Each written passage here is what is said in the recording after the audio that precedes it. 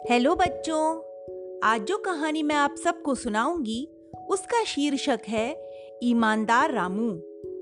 रामू जब 10 वर्ष का हुआ तब उसकी माँ चल बसी। 3-4 दिन के शोक के बाद जब माहौल कुछ सामान्य हुआ तब रामू स्कूल जाने की तैयारी करने लगा। लेकिन उसकी भाभी ने चिल्लाते हुए कहा, ए रामू, अब तुम्हारा स्कूल जाना बंद, कुछ कमाई धमाई की सोचो। भाभी की बात सुनकर रामू हैरान रह गया। माँ के जीवित रहते वह उसे रामू बेटा कहकर सिर माथे पर बिठाती थी, लेकिन आज उसे कमाने को कह रही हैं। रामू ने भाभी से कुछ नहीं कहा। वह बस्ता फेंक कर घर से बाहर निकल गया। शाम को भैया के आने पर रामू ने उनसे बात की, लेकिन भैया ने भी उससे दो टूक कह दिया, पहले कमाओ फिर खाने को मिलेगा। रामू के भाई की कपड़े की छोटी सी दुकान थी, अतः अगले दिन उसने रामू को कुछ कपड़े दिए और कहा, यह कपड़े गली गली में जाकर बेचो, लेकिन कुछ कमाकर ही घर लौटना। रामू कपड़े लेकर बेचने चला गया, लेकिन सारे दिन धूप में भटकने के बाद भी कपड़े नहीं बिके।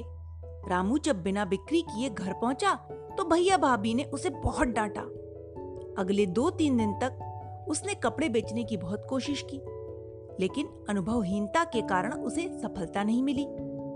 उस दिन भी कपड़े बेचने के लिए आवाजें लगाते लगाते शाम हो गई, लेकिन एक भी कपड़ा नहीं बिका। तभी रामू को एक मंदिर दिखाई दिया। वह मंदिर बहुत पुराना और जीर्ण अवस्था में था। रामू कुछ देर आराम करने के इरादे से मंदिर में चला गया। थका होने के कारण उसे लेटते ही नींद आ गई। सोते हुए रामू को एक सपना दिखाई दिया, जिसमें भगवान उससे कह रहे थे, आज भी कपड़े नहीं बिके तो निराश मत हो। मेरी मूर्ति के पीछे एक मटका पड़ा है, वह स्वर्ण मुद्राओं से भरा है। उसमें से इन कपड़ों की कीमत जितनी मुद्राएं निकाल लो और यह कपड़े मंदिर के बाहर गरीबों में बांट दो। रामू की नींद खुल गई। उसे अपने सपने पर यकीन नहीं हो रहा था। वह मूर्ति के पीछे गया तो वहां उसे सचमुच स्वर्ण मुद्राओं से भरा एक मटका दिखाई दिया। रामू ने उसमें से कपड़ों की कीमत के बराबर 3 स्वर्ण मुद्राएं निकाल ली। इसके बाद रामू ने सारे कपड़े गरीबों में बांट दिए और अपने घर आ गया। घर पहुंचकर रामू ने जब अपने भैया भाभी को यह सारी बात बताई तब वह उस पर बहुत बिगड़े। भैया ने डांटते हुए कहा, मूर्ख कहीं का, इतना बड़ा खजाना मिला और तू सिर्फ 3 स्वर्ण मुद्राएं लेकर आया। चला बता, कहाँ है मंदिर? मारे डर के रामू ने उन्हें वह जगह बता दी। वे रामू को लेकर तुरंत उस मंदिर की तरफ पहुंचे। मंदिर पहुंचकर रामू से भाई ने फिर पूछा, बता, कहाँ है वो मटका? उस मूर्ति के पीछे, रामू ने कहा। भैया भाभी तुरंत मूर्ति के पीछे चले गए।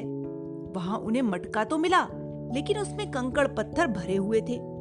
उन्होंने रामू को बुलाया और पूछा, अरे, इसमें तो कंकड़ पत्थर भरे पड़े हैं, सोने के सिक्के कहाँ हैं?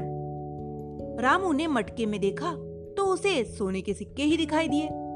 वह समझ गया कि भैया भाभी को लालच के कारण वह स्वर्ण मुद्राएं पत्थर दिखाई दे रही हैं। रामू ने कहा, लगता है किसी ने चुराकर इसमें पत्थर भर दिए हैं भैया। मन महसूस कर रामू के भैया भाभी घर लौट आए।